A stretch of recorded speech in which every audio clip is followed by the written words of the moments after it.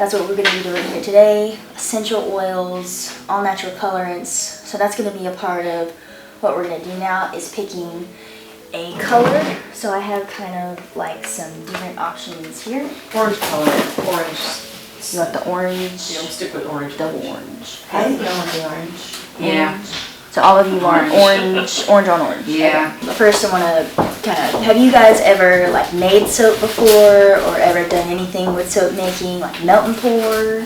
Yeah, melt and pour like you can get at Michael's. I've done that, but I have never used lye. It's a soap. Yeah. So I just poured glycerin and made soap molds. yeah. So what we're making today is, like I said, cold process soap. So that is where you mix an oil, some type of oil. So today we're going to be doing a coconut oil soap and some type of, and like you need lye to make soap, and that makes a chemical reaction that makes soap. So one thing people kind of misunderstand is there's no lye in the final soap. So that soap you wash your hands with doesn't have lye in it. It makes something different. There's no lye in it. It's not gonna hurt you. And we're gonna be making the lye solution in a second, but we need to talk about lye safety, because lye is a abrasive, kind of harmful ingredient for yourself. So you want to make sure that you're doing lye safety proper. So today y'all are wearing long sleeve shirts, so that is something that you need to do with lye safety. Closed-toed shoes, and we've got some pairs of gloves there.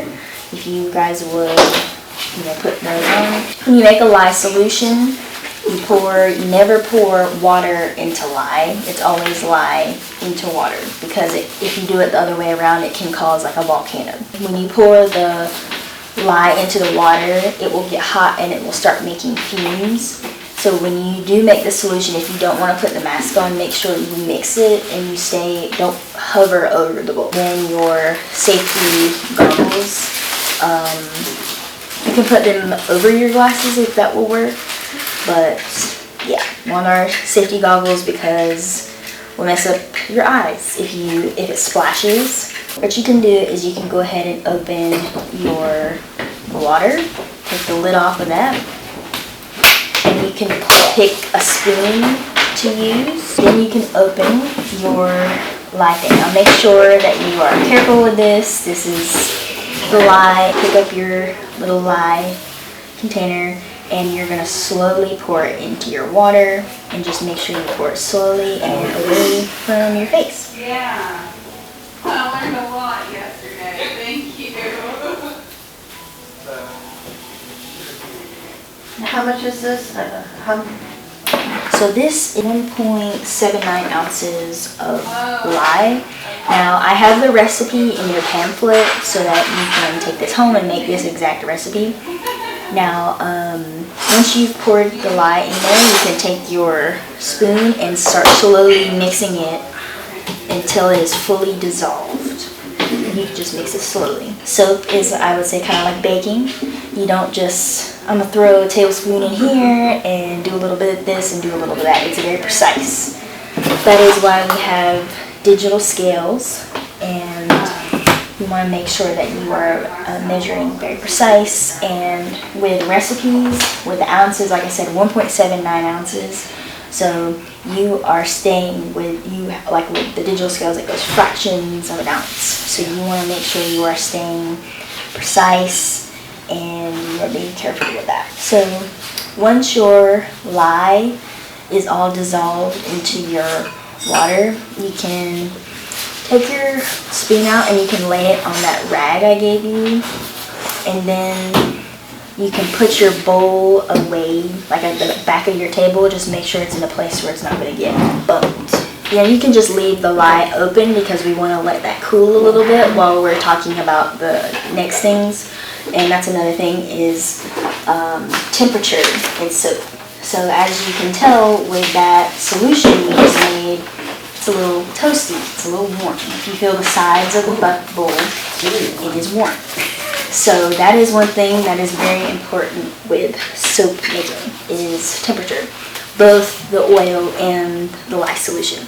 So you want to, we like to soap a little bit cooler. So around, a good thing to remember is body temperature. So around 97 to 99 degrees, or even like 100, just kind of around that range. Both your lye and your oils, because temperature affects every aspect. But if it's too hot, it'll do something called seizing, where you pour your lye in, your batter's too hot, or your oils or your lye are too hot, and it will thicken up super quickly, and you won't even have time to get it in your mold. It's just a rot immediately. So you don't want that. And then also, if your batter is too warm and you pour it in a mold, it can start to crack and explode out of the mold. And that's not good because it's still dangerous. It still has lye in it. How do you know if you put too much lye in? So that's a good question. So you can test if your soap is lye heavy. There are two ways. You can either buy pH test strips. You wet the soap and you just rub that yellow part of the strip on it. And if it can be like around a dark green to like a light green. And that is the safe range. If it's like a dark blue, that means has too much lye. Or this is kind of a bit more, if you're making soap at home, you wouldn't want to do this if you're selling it. You can take the bar of soap and give it a little lick, and if it zaps your tongue, that means it has too much lye in it. That's called the zap test. So yeah, it's not dangerous. You're not going to be like eating soap. Yeah. It's just a little taste enough to know, ooh, that zapped my tongue. This either needs to wait a little bit longer or I've done something wrong. I know we're using coconut oil. Mm-hmm. I've seen like goat's milk. Is that a hot process? Okay, so there's a difference between hot process and cold process soap. So like this soap, we're gonna make it, you're making it in bowls, regular bowls, and there's heat involved with the lye because it's a reaction, but that's it. With hot process, you make it in a crock pot and you cook it, and you don't have to let it like saponify and cure like a normal soap. Because you've cooked it, it has already gone through that saponification process. And also you can use goat milk with soap. There are different ways to do it, like with the lye solution, you can do it instead of water, do goat milk or regular milk, any other type of liquid. It will scorch because of the lye. So you would freeze the goat milk and then put the lye in it and do it in an ice bath because it would scorch and stink and make it not fun. Measuring your orange essential oil. And one thing to know with essential oils are concentrated. So this is also another thing with soap making. Everything is precise. You don't just, oh, I like how this smells, I'm gonna just pour as much as I want in here. You also have to have a certain measurement for this. And you can go on something called eocalc.com. That is a calculator. You can make your essential oil blends and do that, so you measure precisely. And you don't want to use this on any food afterwards, right? You can. Oh, you can?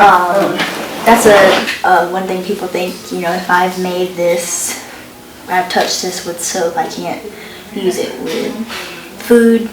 As long as you clean it properly. Of course, you can make soup or whatever people cook with this. I don't cook.